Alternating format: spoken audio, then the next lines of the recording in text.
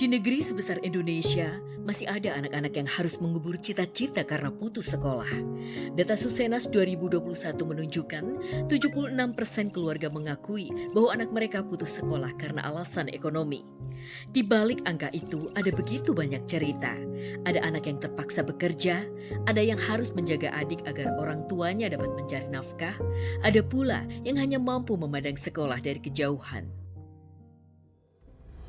Namun pada Januari 2025, sebuah harapan besar mulai dinyalakan. Presiden Prabowo Subianto menggagas sekolah rakyat.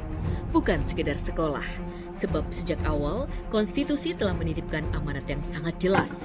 Pasal 34 ayat 1 Undang-Undang Dasar 1945 menegaskan, fakir miskin dan anak-anak yang terlantar dipelihara oleh negara.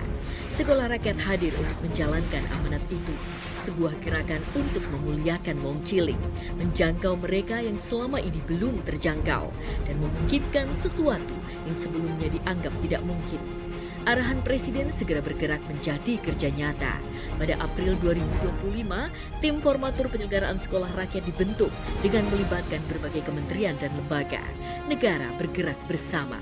Data Tunggal Sosial Ekonomi Nasional atau DTSN digunakan sebagai dasar penetapan sasaran dan perekrutan siswa. DTSN menjadi fondasi agar kesempatan ini benar-benar sampai kepada anak-anak dari keluarga yang paling membutuhkan. Guru dipersiapkan, wali asrama dihadirkan, tenaga kependidikan dibentuk. Dalam waktu yang sangat singkat, kementerian, lembaga, dan pemerintah daerah bergerak melakukan revitalisasi. Gedung-gedung pelatihan, balai pemerintah, hingga rumah susun disulap menjadi sekolah rakyat rintisan. Tempat-tempat yang sebelumnya sunyi mulai dipenuhi meja belajar, tempat tidur, buku, seragam, dan suara anak-anak yang kembali berani menyebutkan cita-citanya. Seluruh proses diawasi secara ketat dan terpadu. Setiap langkah dijaga agar berjalan transparan, akuntabel, dan tetap berada dalam satu tujuan besar. Memastikan tidak ada lagi anak Indonesia yang kehilangan masa depan hanya karena terlahir dalam kemiskinan. Kerja besar itu segera membuahkan hasil. Pada Juli 2025, sebanyak 63 titik sekolah rakyat rintisan resmi beroperasi. Pada Agustus, bertambah 37 titik. Pada September, berkembang lagi dengan 66 titik.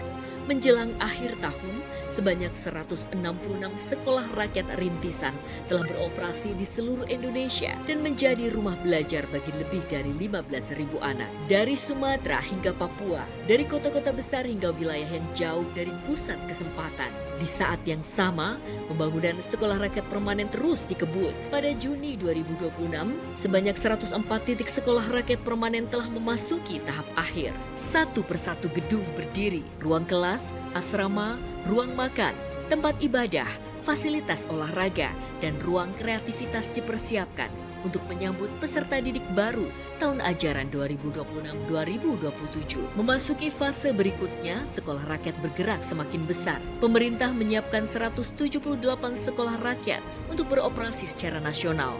Terdiri atas 93 sekolah permanen, 77 sekolah rintisan tahun 2025, serta 8 sekolah rintisan baru tahun 2026. Saat ini penjangkauan telah dilakukan terhadap 48.975 bakal calon siswa yang mayoritas berasal dari keluarga paling rentan pada desil 1 dan 2 DTSN.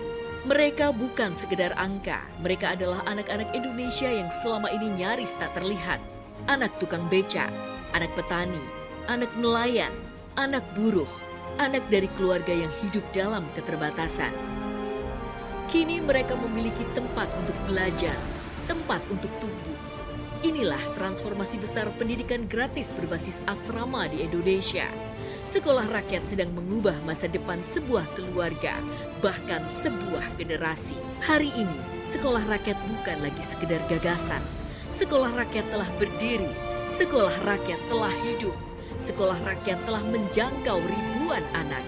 Dan dari ruang-ruang kelas sederhana itu, sedang tumbuh generasi baru Indonesia. Inilah sekolah rakyat, gerakan besar untuk memutus rantai kemiskinan melalui pendidikan.